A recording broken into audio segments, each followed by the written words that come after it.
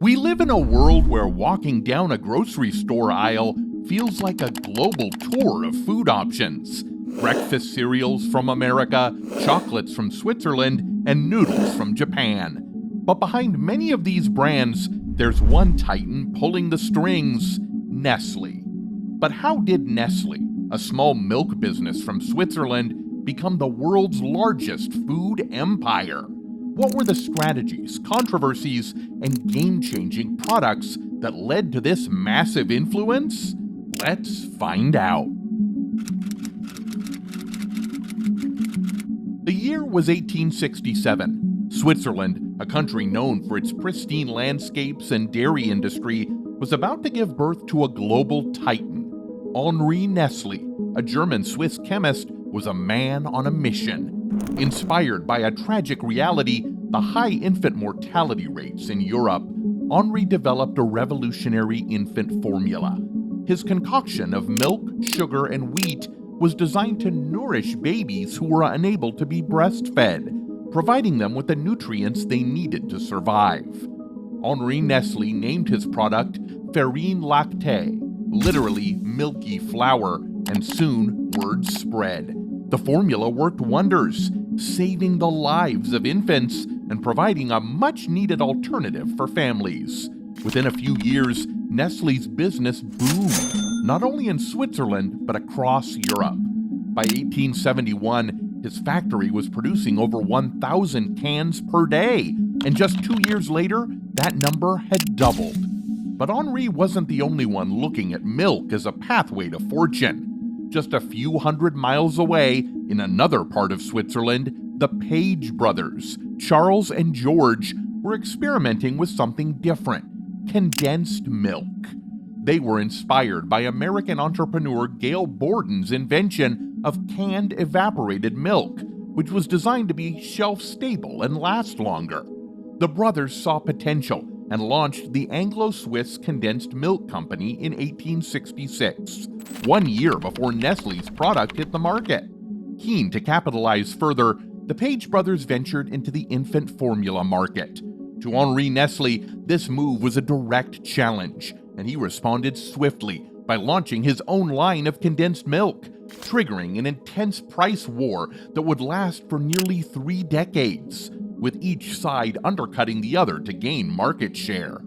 And so, these Swiss entrepreneurs, Nestlé and the Page brothers, became rivals, unknowingly sowing the seeds of a fierce competition that would eventually end with a merger.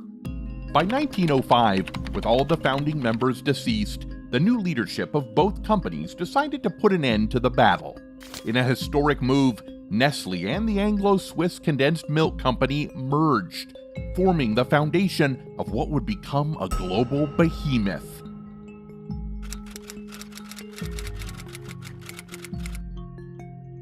When World War I broke out, Nestlé faced a unique dilemma. On one hand, demand for shelf-stable products like condensed milk soared, especially from military forces. But raw material shortages and international embargoes put tremendous strain on the company's supply chains. In response, Nestlé began buying up factories in the United States, allowing it to rapidly increase production and expand its global footprint. By the time the war ended, Nestlé had doubled the number of factories it operated and spread its influence to every inhabited continent. During World War II, Nestlé's Nescafé instant coffee became a staple for American soldiers, boosting the company's profits to unprecedented levels.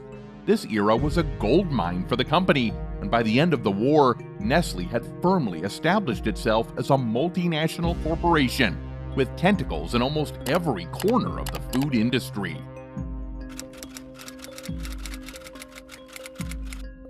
Nestlé's global expansion didn't stop with the wars. In the decades that followed, the company strategically diversified, moving beyond dairy and into a variety of food and beverage sectors. In 1947, Nestlé made one of its most successful acquisitions, the Swiss brand Maggi, known for its soups and seasonings. This move solidified Nestlé's position in the savory foods market. But Nestlé wasn't done. In 1960, it expanded into the ice cream industry by acquiring a stake in Glacier, followed by the acquisition of Friskies, pushing the company into the pet food market. Then came chocolates. From the acquisition of Roundtree Mackintosh, maker of Kit Kat and After Eight, to launching the Nespresso system, the company showed it wasn't just about dairy anymore. It was about owning every aisle of the grocery store. While Nestlé's rise to the top was impressive, it wasn't without controversy. As the company expanded, so did its public relations challenges. One of the biggest scandals Nestlé faced started in the late 1970s and continues to haunt its reputation: the infant formula controversy. Nestlé was accused of aggressively marketing its infant formula in developing countries, convincing mothers that it was a better alternative to breastfeeding. However, in areas with limited access to clean water, preparing formula with contaminated water led to severe health issues and even infant deaths. This sparked a global boycott that gained significant traction in the US and Europe. Nestlé eventually made efforts to reform its marketing practices in line with World Health Organization guidelines, but the damage had been done. The controversy remains one of the biggest blemishes on Nestlé's corporate image, and the boycott, although diminished, is still active in some regions today. But the infant formula scandal was far from Nestlé's only controversy. In the 2000s, Nestlé came under fire for its role in the bottled water industry. Critics accused the company of exploiting natural water resources, particularly in developing countries and drought-stricken regions. Nestlé's then CEO, Peter Brabeck, even made a controversial statement suggesting that access to water was not a human right, a claim that Nestlé has been trying to walk back from ever since. In addition to water exploitation, Nestlé has faced numerous allegations related to child labor, particularly in its supply chains for cocoa. While the company has made commitments to eliminate child labor from its production lines, progress has been slow, and the issue continues to cast a shadow over its chocolate empire.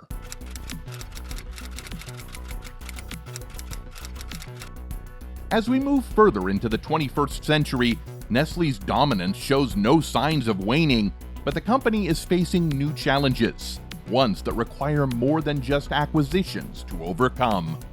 In recent years, the global food industry has seen a dramatic shift in consumer preferences. Today's consumers are more concerned about sustainability, health, and ethical production practices than ever before. Nestlé has had to adapt to meet these demands. One of Nestlé's most recent initiatives is its commitment to sustainability. The company has pledged to achieve zero net greenhouse gas emissions by 2050 and to use 100% recyclable or reusable packaging by 2025. It's also investing heavily in plant-based foods, launching products like the Incredible Burger under its Garden Gourmet brand to compete with companies like Beyond Meat. But sustainability isn't just about packaging and emissions. Nestlé has also made a concerted effort to address the ethical concerns around its supply chains. It has launched various initiatives aimed at improving working conditions for farmers in developing countries, particularly those in the cocoa and coffee industries. Nestlé's focus on health and wellness has also led to the creation of new product lines. The company now offers a wide range of organic and gluten-free products, and it's made efforts to reduce the sugar and salt content in many of its existing brands. However, whether these initiatives are enough to win back the trust of critics remains to be seen. Nestlé's journey from a small dairy company in Switzerland to the world's largest food corporation is a story of relentless ambition, innovation, and at times controversy. The company has weathered world wars, global recessions, and public scandals, but through it all, it has remained at the forefront of the food industry. So, what's next for Nestlé? Will it continue to dominate the global food industry, or will the rise of new competitors and changing consumer values finally put an end to its reign?